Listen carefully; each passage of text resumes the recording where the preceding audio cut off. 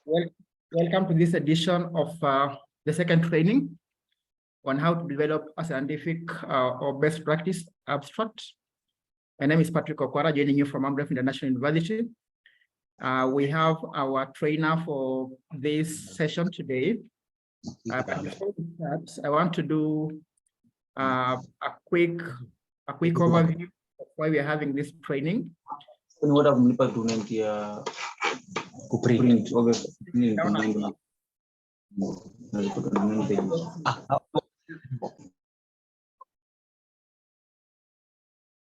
Dr. Nguru, you could bring down your,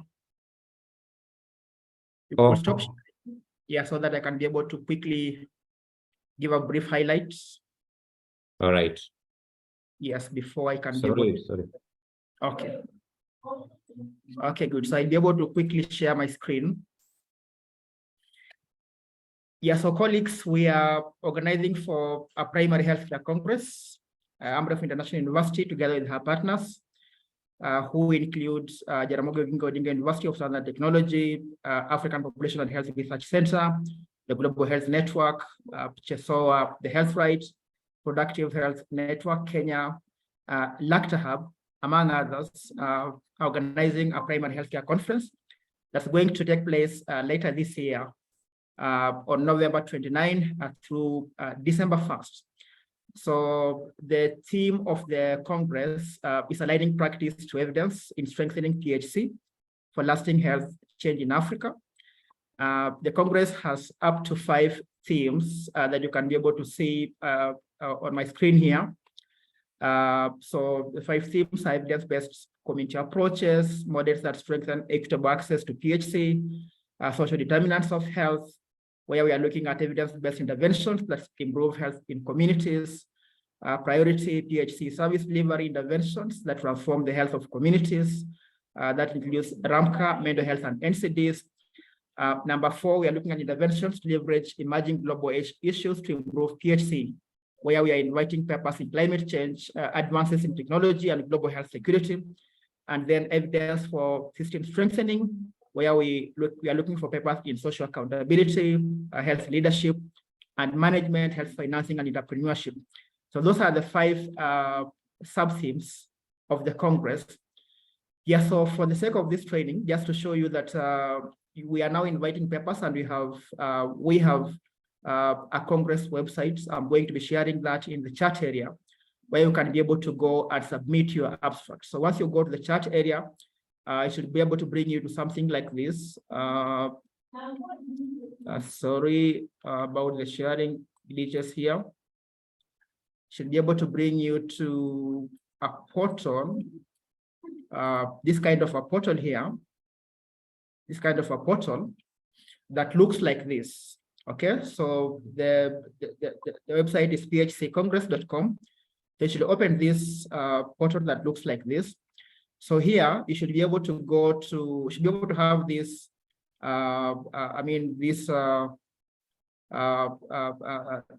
areas here.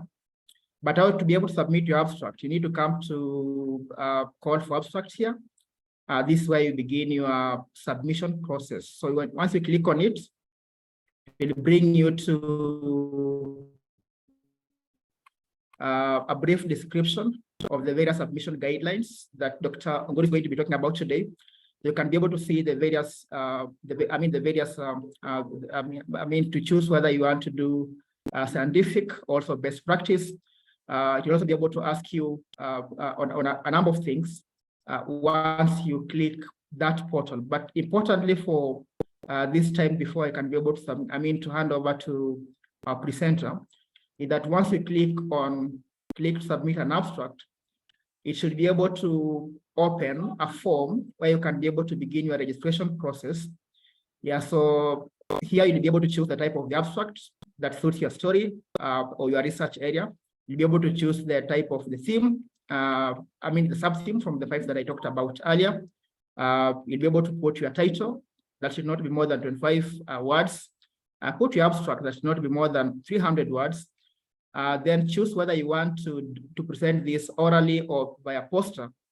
And once you do that, then you must be able to click on the to be able to insert your authors, the authorship details and affiliations, and also your co-authors. Again, once you do that, you should be able to click, to give us permission to publish your research area, because later on we are also planning to publish selected papers from this Congress in our journal that's going to be launched later this year. Give us also approval, and also let us know that you'll be able to attend. And most importantly, click the conflict of interest statement to show that your paper has no conflict of interest. So in a nutshell, that is what you need to do. So I'm going to put the Congress website in the theme, in the chat area, so that you can be able to go to it and begin the submission process.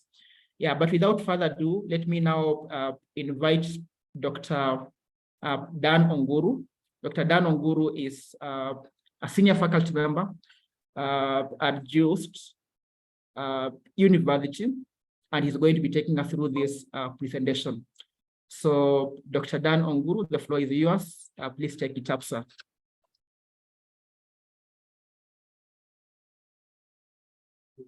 Thank you so much, Pat. Good morning, everybody. Now, I have been introduced as Dr. Dan Onguru.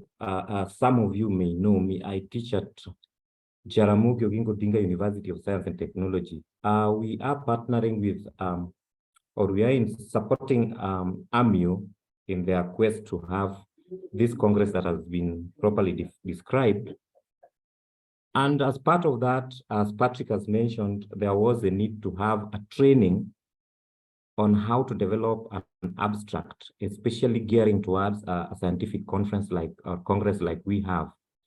Now, in our first training, Dr. Yvonne Opande took us through the basics of developing an abstract.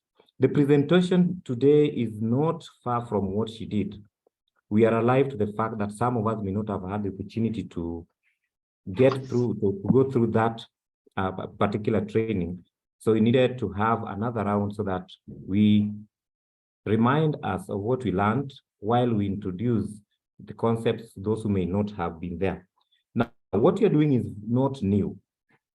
A number of us here have been involved in research or in writings for a while in different settings. Now, the three questions that this presentation is going to address are: what's an abstract? Of what use is an abstract? And basically, what is the structure of an abstract? Now, we are talking about an abstract as it should apply to when it is called for. Now, Patrick introduced me, and I also introduced myself. Now, when I am introduced, like you are given an abstract of me. If, for example, Patrick said, I want to welcome Dr. Dan Onguru. He's from JOUST, he teaches biomedical, he went to school in this, and he did that. And at the end of the day, you'll be asking, what is he saying? So an abstract should be a summary that depicts what is contained inside a larger document. For example, if you're doing a proposal and you want to showcase what somebody expects to see in the proposal. So then, in very few words, mostly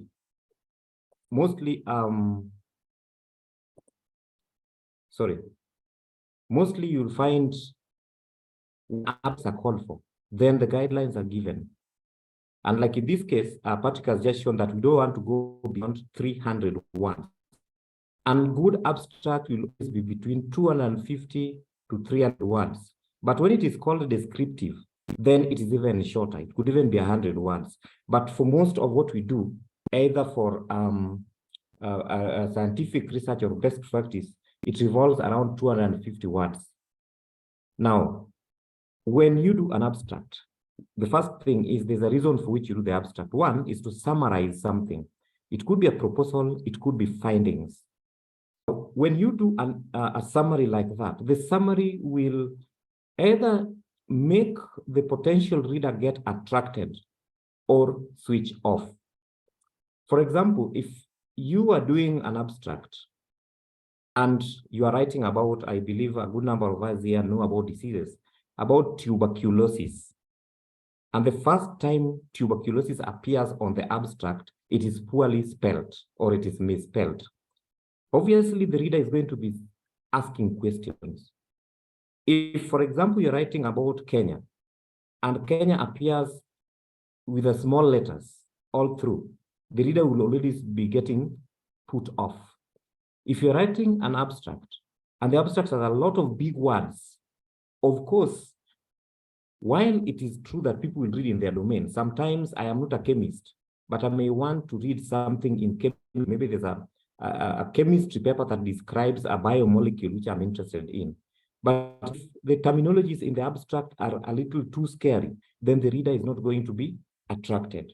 So the abstract serves the reason to present an overview of what is expected inside the bigger document.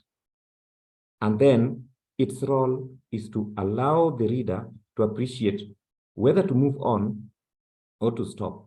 So in the context that we are talking about here, where abstracts have been called for and you're supposed to be picked for presentation, either as poster or oral, as has been alluded to, then the stakes are even higher because somebody is going to use that to shortlist if it is making sense or not from the outset. We do not know what you are doing. It is the abstract talking for you. Now, generally, abstracts can be block or structured. I've put some two examples below.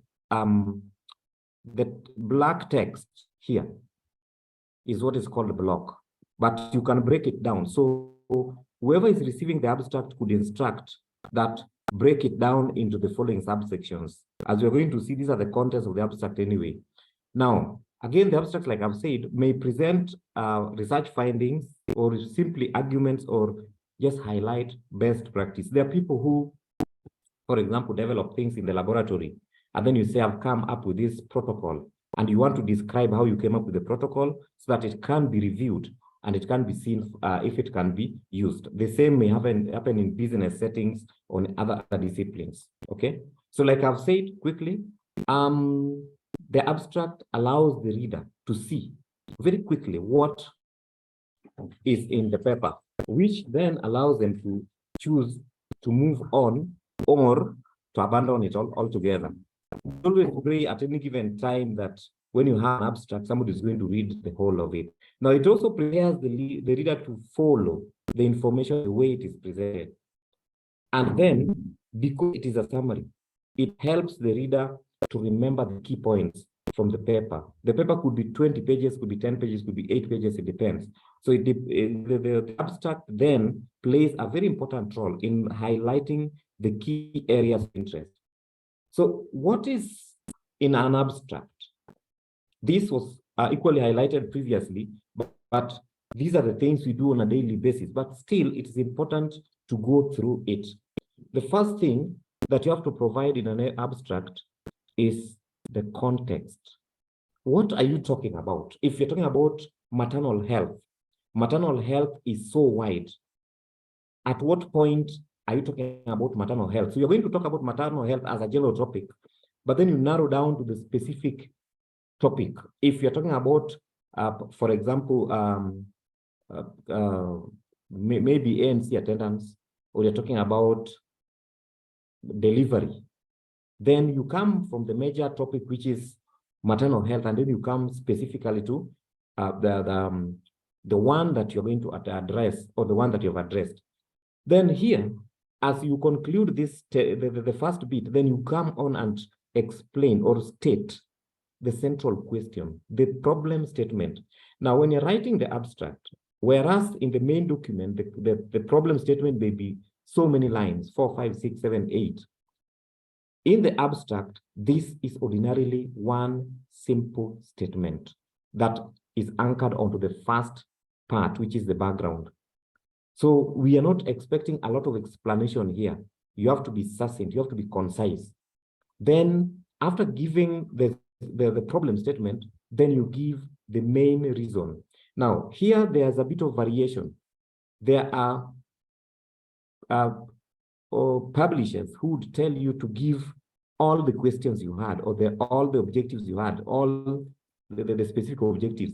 But a majority of publishers would want you to just to state the main aim so that they know that given the background and given the problem that you've identified, you are only concentrating on this particular goal. The goal should, in a nutshell, explain why it is important to address these questions, why that topic is worth examining to begin with.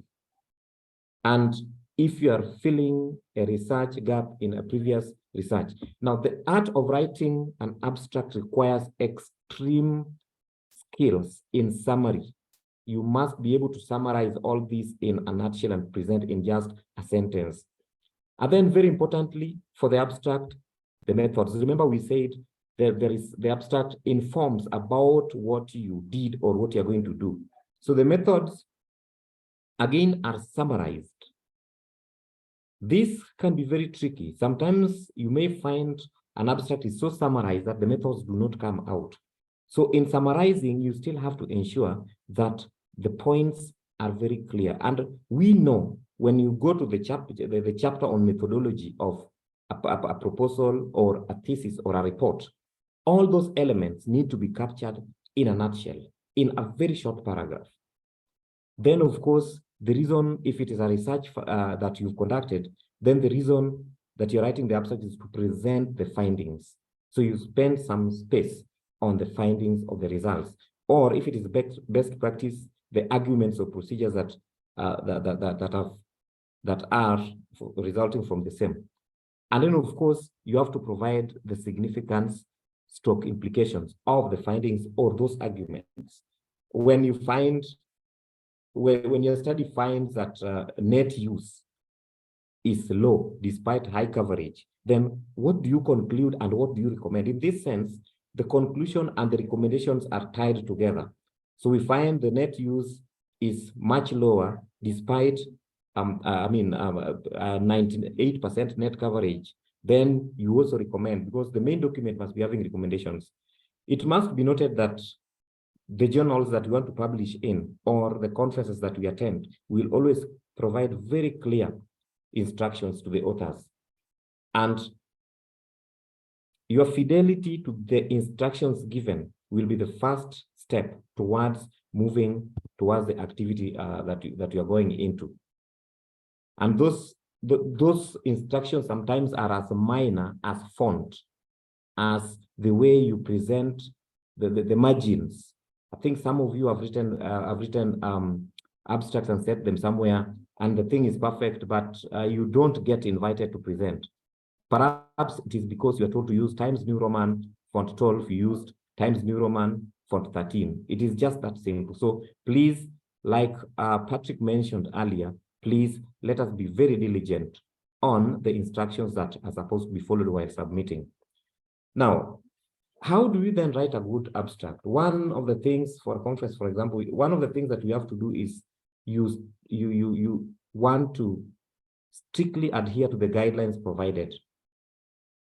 Because, like I've just said, each author, each conference, each publisher, each conference, each organization will have its own set dimensions. So let us try as much as possible to fit within what has been asked.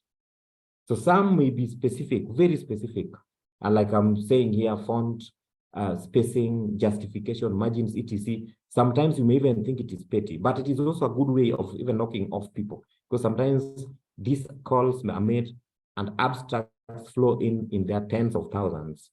So somebody has to get a good way of cleaning. So somebody who cannot do proper fonting, you will not expect a research. All right. So if a code does not provide abstract style, sometimes the call is quite general, says 250 words, and Times New Roman and margins are not. So you just try to be modest in how you want to present your work. All right. So in writing an abstract, you need to be concise. Concise means you are to the point. Sometimes when words are limited and then you go round and round and round, you go skirting, like I gave the example of me introducing myself. you are going to lose the point because somebody is not going to be able to follow what you're talking about. So we avoid being too wordy and you use active voice and you pay attention to excessive prepositional phrasing. Okay, you know these things, and then we found that, and as we all know, like such like things, let us avoid those, cut out what is not necessary. We need to be very clear, and that has I think runs along with what we have just said. You need to ask the problem, what is the argument, what is the evidence. At the evidence point, that is the results. You need to be very clear. So why does it matter? The same things you have mentioned up above there. Now, be as specific as possible, and I think this repeats what I've just talked about. Then very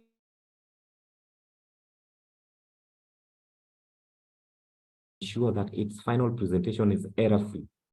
Most reviewers are very sensitive to errors that have to do with the typos and what we call petty mistakes.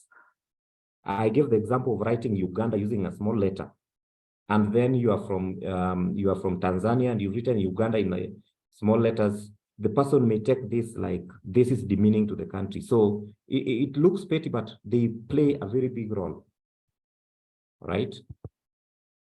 Then what are the problems that we have most of the time with writing abstracts? One of them is sometimes you find this citation. Abstracts, unless extremely necessary, should not have any citation. The summary should not have any citation. And then there are questions that are often misused, okay? But these are very sparingly used, very sparingly. Most of the time you find an abstract that the question we asked now is it enough that attending A and C will know? Those ones make the abstract bulky for no reason. So unless it is very important, maybe just one question, but you'd want to avoid those questions. You write very clear sentences and very clear statements. You are speaking to somebody. At that point, you're not asking people questions, okay? And then one thing that is a common pitfall is extraneous jargon. I have a medical parasitology background, and I can use the word giga infestation. Is a paper that has nothing to do with maybe parasitology, but I choose to use tungiasis when I'm addressing a very common thing. So when I'm just talking about common problems in the community, from a community perspective, and I choose to use tungiasis as opposed to giga infestation, and somebody is seeing the word tungiasis for the first time, most people would get discouraged because you will always be reading and Googling to find what is the meaning of this. So as much as possible, we need to cut down on jargon. Now, it is not possible in certain fields to keep out jargon, to keep out abbreviations. If you read papers on immunology, for example, it is all abbreviations. So depending on the discipline, but we try as much as possible to keep down on the use of jargon, especially in the medical field. Sometimes it's excessive and it just disorients the reader. Then repetitions. You do not need to repeat something so many times. You want to read through your abstract to ensure that whatever you have captured is not replicated in the course of your writing, either in the same words or in terms of meaning, right? So you need to think about what you're writing. Then you think again. So there's the example of sometimes students are always a good escape route. Do not proofread. So let us call students authors. Many times when an author does not proofread what they have written, there is a problem. So you need to yourself proofread. When you have written an abstract, you need to yourself proofread from the beginning to the end. And many times, if you have a peer means somebody with you in the same area. It could be somebody higher in terms of experience, but you could be peers, like you're both medical psychologists, but it could also be peers because you are both students doing the same course, or it could be peers because you're working in the same domain. So you give it to somebody to proofread for you. The essence of somebody proofreading is while you are writing, there are mistakes that you may have made, inadvertently so. So somebody is able to pick and advise that here, I think you should change this word and replace it with this. That is always very helpful because it helps improve, one, the language, and two, it tones down if there are complex sentences or statements, it tones them down and somebody is able to easily understand. Then finally, one other pitfall is when we write too broadly about a topic, okay? So you want to write about tuberculosis, and your work is on, let's say, what is it called? You're just looking at TB contact tracing. That is your area of research. So you're looking at how contact tracing has either failed or has helped or something. But you start by giving the history of TB and the history of TB treatment and when it was first diagnosed in Africa and when Gene Expert was introduced and the policies about the government. No, that is not for the abstract. That would be too much. The abstract committee would be asking, if you're doing TB contact tracing in a place called Mumias in Western Kenya, what is the problem? So you avoid skirting around and writing a lot of things that will jeopardize the ease of understanding. Now then we come to our Congress, the one that we are preparing to do. As Patrick mentioned, there are themes. There are sub-themes rather, but the main theme is aligning practice to evidence in strengthening PHC for lasting health change in Africa. Now, PHC is primary health care. You will be asking yourself, and this is where I want to talk to you as authors, whatever the work you do, how is it not PHC? What is the extent of PHC? PHC is almost anything that you can talk about in health. So when you have your data with you, when you have the work you'll be doing with you, when you have your best practice with you, the probability of you not being able to submit for a Congress on PHC is almost nil, because most things you do in health are geared towards PHC. Now, the challenge I know that we as authors will have is perhaps in some cases, where exactly in terms of some themes am I supposed to submit my abstract? That is where I think our problem lies. So you could be doing your work on community approaches. That is the work you're doing. You're doing something on the role that maybe community health volunteers. You're doing something on community, or maybe some model that is funding people at the community level. You're doing some CBO work. You're trying to assess what they're doing. I mean, it is evidence-based is simply from the end of the PHC. I mean, from the Congress saying, we want you to show us that the evidence that if you say that treating CHVs like this would enhance, let's say, their work in ensuring that PLHIVs are retained on care. So you go then to the sub-themes. So you find like my work is generally about community work or community health or social work. Then you come down to asking, where else specifically do I fall? Do I fall in community participation or community engagement? Do I fall in models for universal health coverage? Do I fall in quality service delivery, or is my work about digital information for PHC? Remember, if you blocked these sub-themes, right? The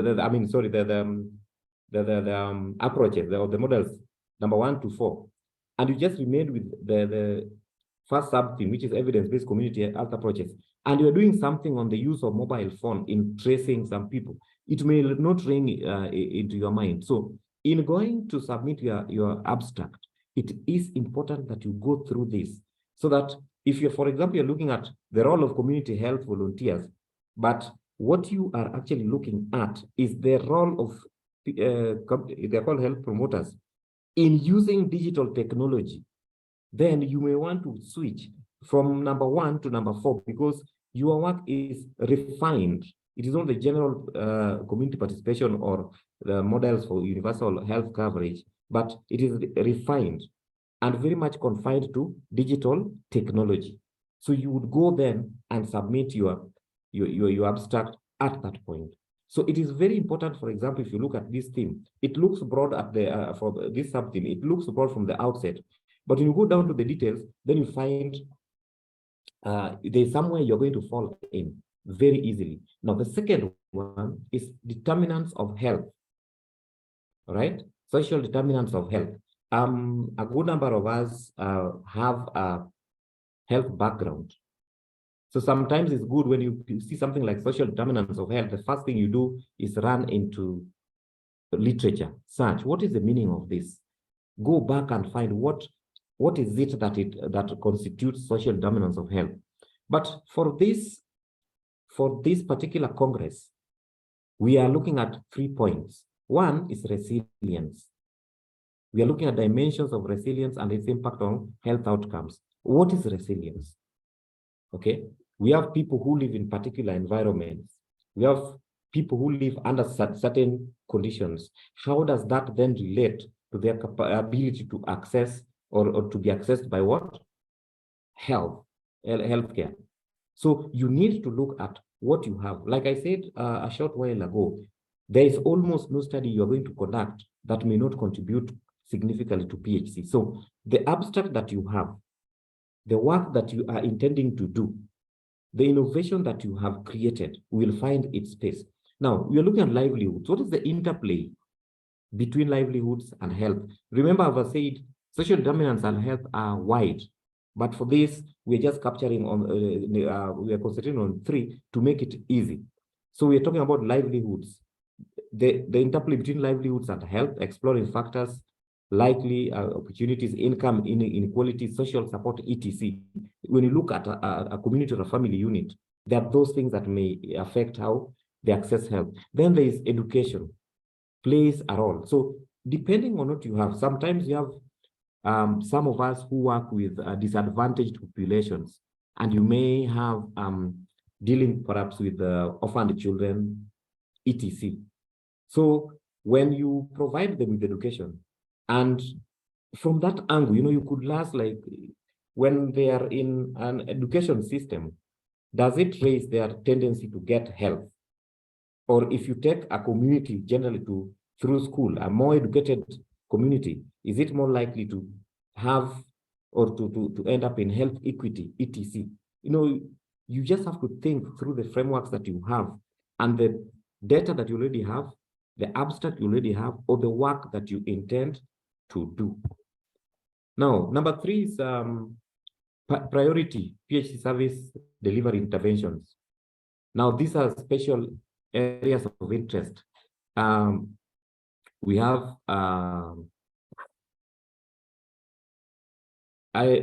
maternal and neonatal child health and adolescent health is commonly talked about, the first one. Okay, mental health is standing out as quite, I don't want to call it neglected, but it remains less attended to by many, either in practice or in research. So if you have, for example, some work that you are doing or intend to do that has to do with mental health, either preventive, curative, and remember when you talk about mental health, you would also be striding into issues to do with the drugs, because those would be likely precursors. So you may find you're doing something on narcotics, and then you're looking at their effect or management of narcotics if it reduces mental health. Any connection that you're going to have between mental health and any other thing would easily find its space here. NCDs, that is non-communicable diseases, and a lot more in terms of delivery interventions. So there are different sets of conditions or diseases that would require particular packages in how they are handled. But this is further broken down to adolescent and sexual reproductive health, maternal child health, and nutrition. Remember, nutrition globally, they say, is the biggest cause of immunodeficiency. Immunodeficiency, the consequences are clear. So if you're doing something on nutrition, either it is in terms of improving, I know there are people who work with different institutions to improve school health by establishing school gardens, or all sorts of support, and those things will always find their place in this Congress. It is sometimes very hard to decipher where exactly we fall. But when you talk about nutrition in its totality, as long as nutrition, we are doing research on nutrition and we want to contribute to health. Remember that the overall theme here is primary health care. That is the overall intention. So anything we do, we want to look up at primary health care, and then we come down to the specifics. So I've mentioned mental health, gender-based violence. All right, these are tied together. But we are not saying, for example, let me just correct something. It is not that for number 3, for example, that you have to do mental health in the context of GBV. No, they are just tied together, like adolescent and sexual reproductive health are tied together. Okay. Then we have non-communicable diseases, including hypertension, diabetes, cancers, etc. That etc is very important. You could be looking at one that people do not talk about so much. Those who have had incursions into NCD research will tell you that there are those ones that people don't even think about. Epilepsy, for example. There are places where it's quite a lot, but people do not go into that. So if you have something you are managing, you have an organization, or you have some data that points out to how some condition is being managed. It could even be being managed using the traditional context. And we want to see how primary health can reach that, because sometimes it is the interventions that we have existing in our communities that block the access to conventional health. So it's important to showcase everything that we have out there so that we can have that. Then, of course, we have water, sanitation and hygiene wash, and neglected tropical diseases and communicable diseases. These ones have been lumped together. So this is a very wide range of possible areas of submission. The NTDs are very wide. Communicable diseases is what we hail from on a daily basis. Then wash itself is a whole world of stuff. So we have a very broad spectrum of items that we can pick from to present. Then, of course, interventions to leverage emerging global issues. Climate change now comes in, and you're talking about advances in technology and global health security. Now, this is a mix of existing and emerging issues in health. But the first one is we want to look at items that look at improving PHC in the face of climate change. I think a good number of us know that today when you do a proposal, almost absolutely you'll be told to mention something about climate change. And you're doing something on pneumonia, and you expect to talk about climate change, all right? Then zoonosis, these diseases that are transmitted between animals and humans. And then that then leads us to the One Health approach. How do we make sure that the veterinary, the medical, the wildlife, and the environmental actors are in concert in dealing with particular diseases? A very good example is always rabies, okay? So if you have something on rabies, in terms of its prevalence, in terms of its management, in terms of challenges, please, this is the point to share your abstract so that people can know what you are doing or what you intend to do out there. Then the use of technology to improve communities' access to primary healthcare. That one is straightforward. The new evidence of management of infectious diseases, including environmental drivers of antimicrobial resistance. I know there are a few people who have been waiting for their area. So the biomed group, those who really wanted things that are just in the lab. So antimicrobial resistance. But in terms of the conference, we want to see those ways of what is in place to try and manage them. What are the drivers, but what are we doing about them? So if you have anything to do with organisms that have shown resistance, then this is a place that you can come and share what you have. Then fifth is evidence system for strengthening social, system strengthening. Then we want social accountability, health, leadership, and management, health financing. All the four we said about up there may not see fruition if we don't have number 5. So there are people who belong to the health systems. They may not do research on the diseases. They may not do research on the communities, but then they hold a lot of information about the role of the people. What about leadership? There are people who study leadership and governance. So if you have something to do with the leadership and the governance, you have something to do with the role of the community in terms of not participation, but then in terms of what they can chip in to ensure that the correct things are done. Then financing. Financing here, there are people who have done something to do with UHC. There are people who have done something to do with healthcare financing generally, like people who study NHIF, people who study private financial institutions that support health. Then you find your place with to submit here. So the question that is finally asked is, where does your abstract fall? Now, this depends on a number of things. One is your general domain. You need to know what your key finding or argument will contribute to the Congress theme. Like I said at the beginning, if it contributes towards maternal health, and maternal health, it is adolescent, then you don't want to go under that and pick that pins you to adolescent health. Then you align your abstract to the most appropriate subtheme. And like I said before, this is a recap of what we said. Within the subtheme, ensure the abstract is captured in one of the elements. We have the theme, subtheme, and then under the subtheme, there are elements. So pick the right element. But we are humans. You may still fail to properly focus on where you want. Then you retreat with all the key contributors to the abstract. Most of the time, when you write a paper, we are a group. So it would be important to go back and discuss with the members of the group that we are trying to submit this, but we are seeing we are torn between maternal and and adolescent. What do we do? Then as a team, you should be able to find the best place to be. I want to stop there, Patrick. Thank you. Yeah, thank you so much, Dr.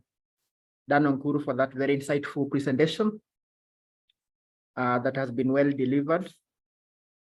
Yeah, so colleagues, students, it's now the time to ask your questions. If you have any questions to Dr. Dan, please lift up your hand. I'll be able to see it and give you a chance to ask your question. The other option to ask your question is through the chat area. So in the chat area, you could be able to ask again questions that Dr. Onguru would be able to directly answer.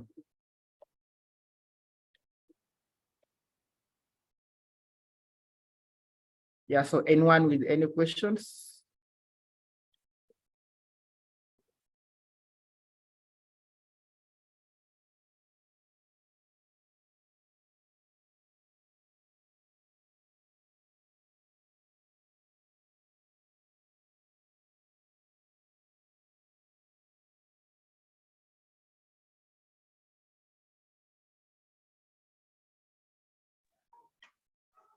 So Willie, please go ahead.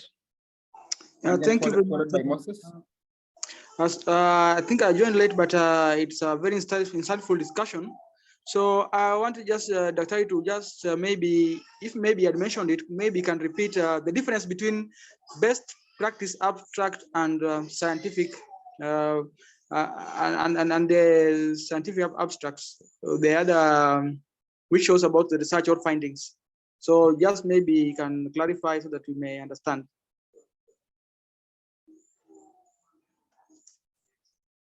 That's the question I have. That's the clarification that I was seeking.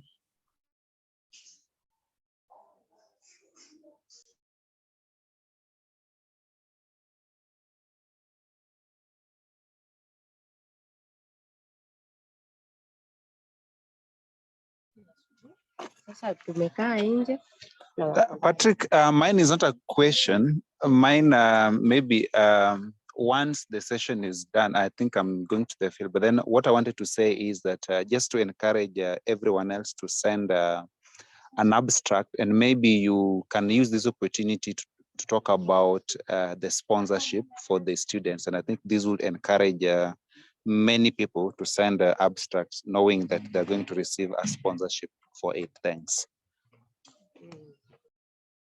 Yeah, thank you. Thank you so much, Moses. So I want to invite Dr. Nguru to be able to respond to the questions, and then I can be able to do the other one.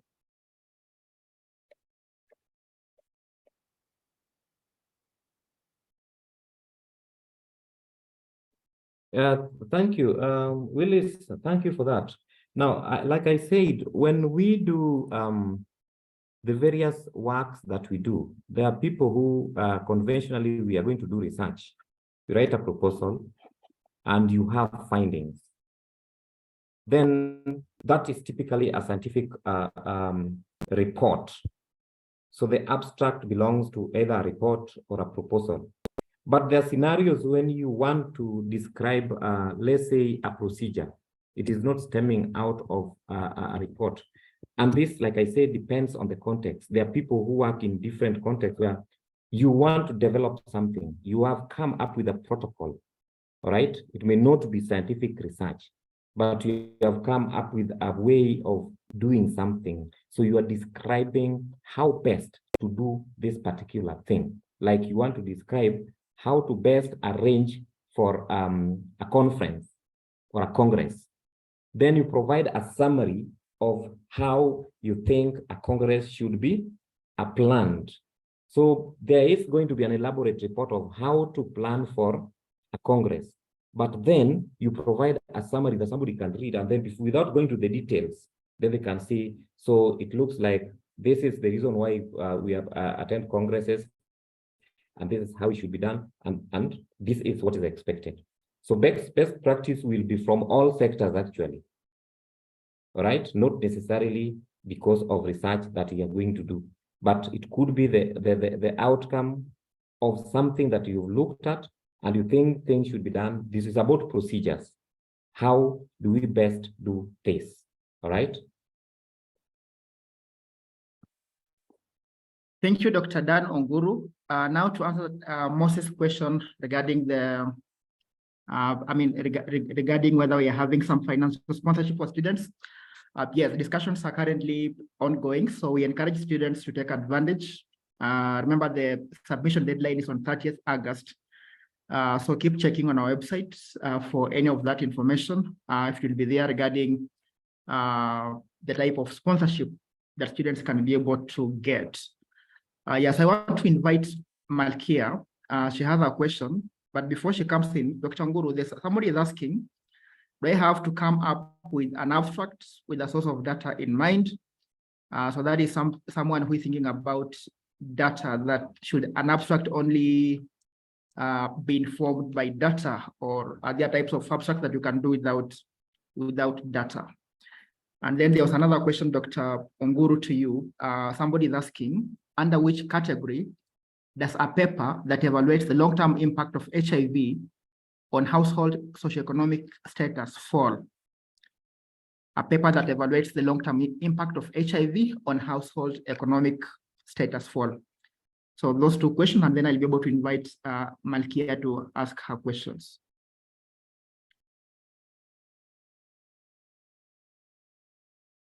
Sorry, Dr. Nguru, I'm sure now you can be able to, yeah. No, thank you about that. Now, there are various types of abstracts, like we have said. So to do an abstract, you do not necessarily need to have data in mind. Like we have just said, sometimes you are describing best practice. In that case, you don't expect any data in mind, okay? And sometimes when you do what is called descriptive abstracts simply describe a very small procedure within the research context and may not have elaborate data presentation. So the answer is no, you don't have to have data in mind. But if it is for a scientific conference or congress like we're talking about, then most of the time we are going to be looking at data. But you could have best practice, all right? So the answer is just no. You don't have to have data to have an abstract, because an abstract is an English word meaning a summary. So you could be summarizing anything. But in this context, we are looking at research and then best practice. I don't know if that one answers him. Then the paper that is talking about household economics, I think you would want to take that to social determinants of health, because we are talking about economics. So you could use the household economics as a determinant of access to PHC. So it is very tricky, because depending on the amount of data that you have, maybe the results you have on the HIV, was it HIV? Yes. On HIV, Yes. could Yeah. be far much outweighing, all right? Could be far much outweighing the household economics. But the place that would really fit this kind of paper is under the social determinants of health, so that you look at livelihoods, all right? So that HIV is just contributing to a shift in the livelihoods. That is what I would say. I would advise. It would find better place under the social determinants of health.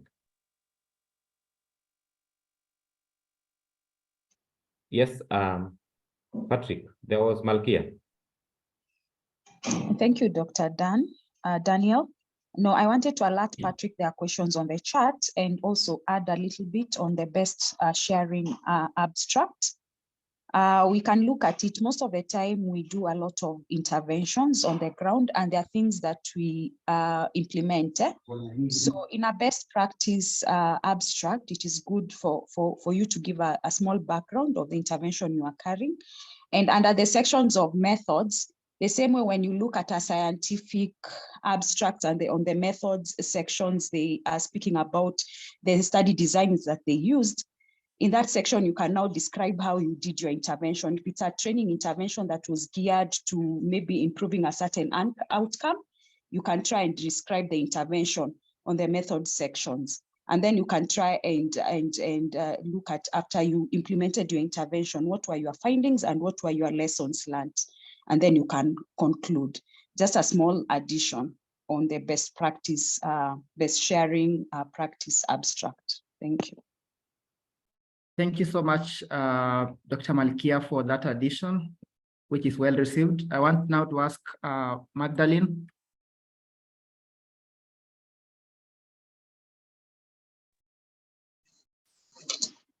Hello, everyone. Yes, my name is Magdalene Lipesa, and I work actually for Bar Hostess. It's an organization, an NGO.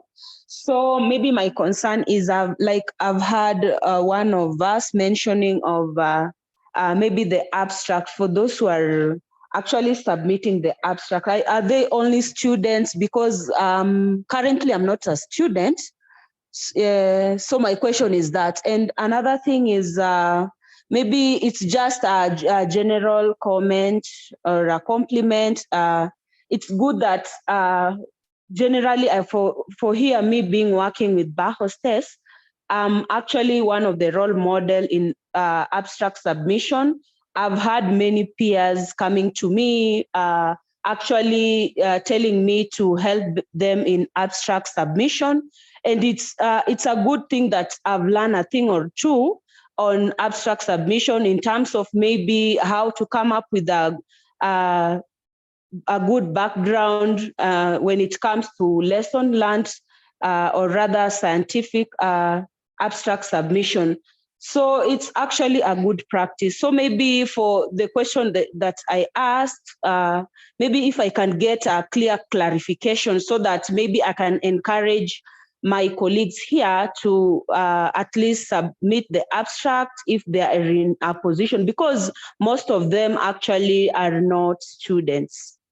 Up to you.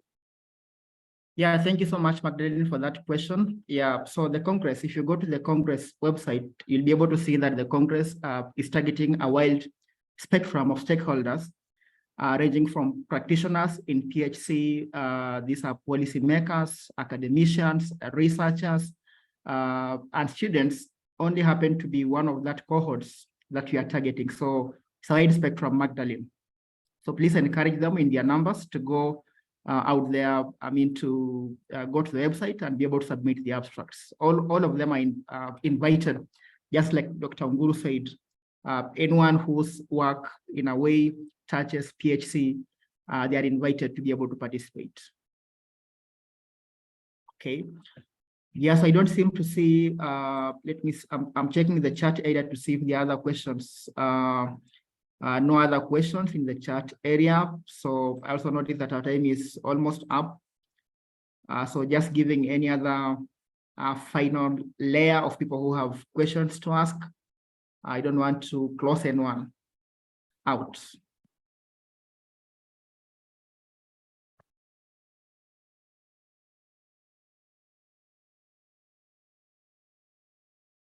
Do we have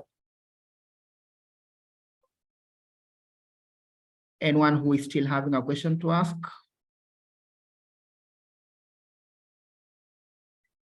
Very good. I think without further ado, we want to say thank you so much at all of you for attending our second series of trainings on how to best package an abstract that is pivoting either the scientific or best practice.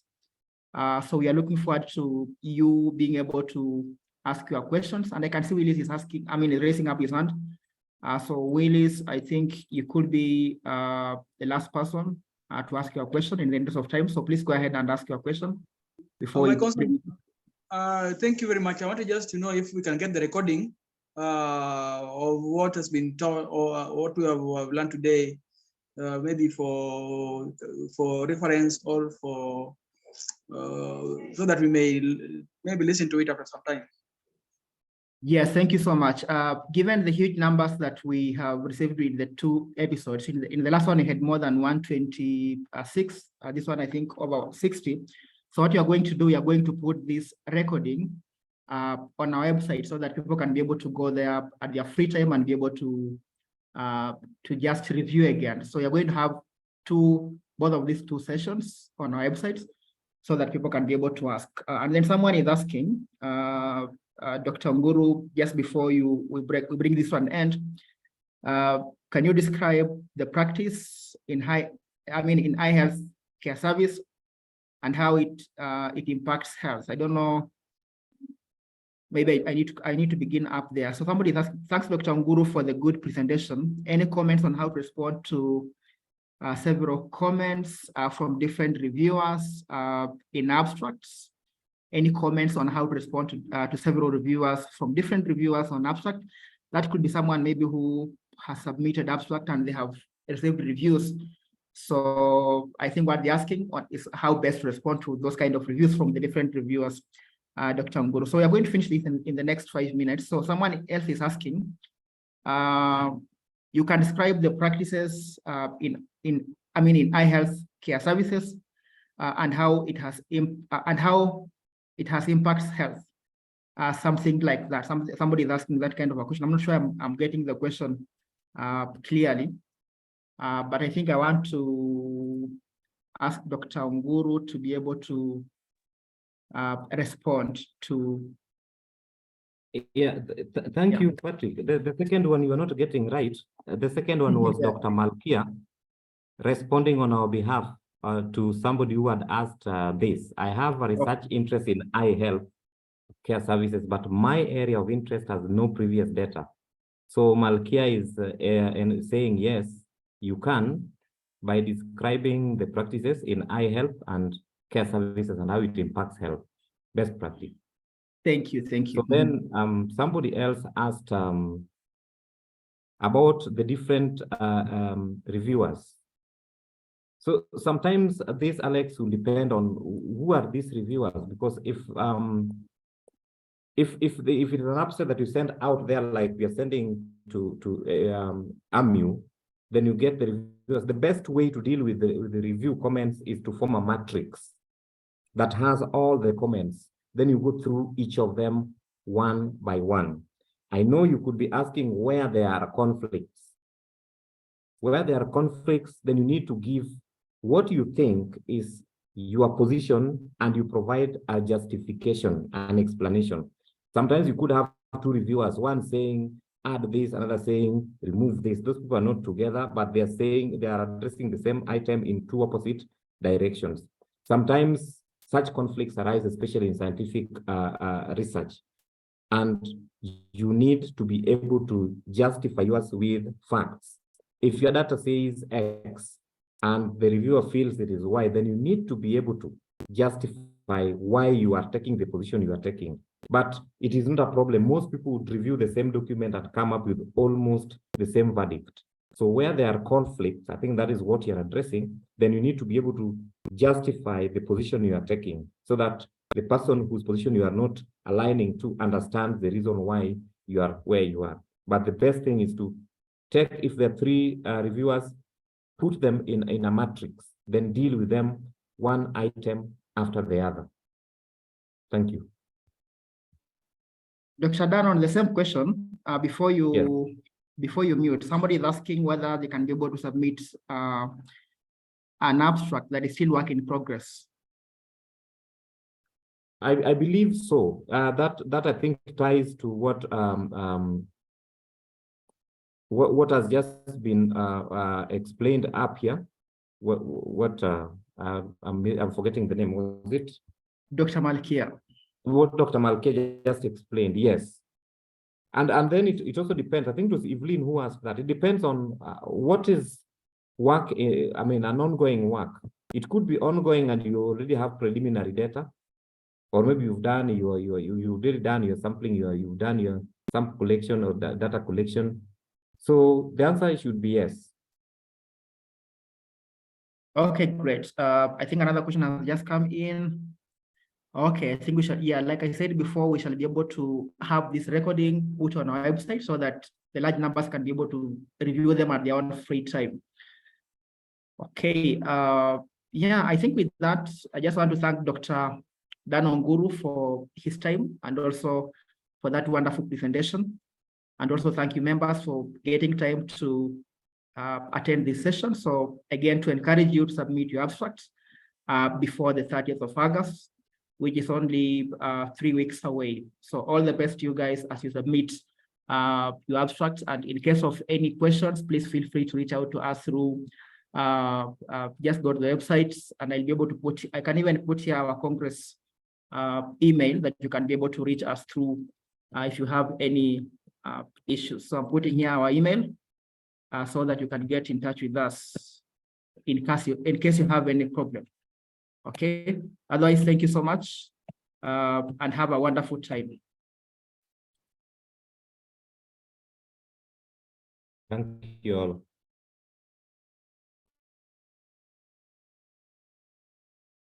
Our Congress email is actually put there.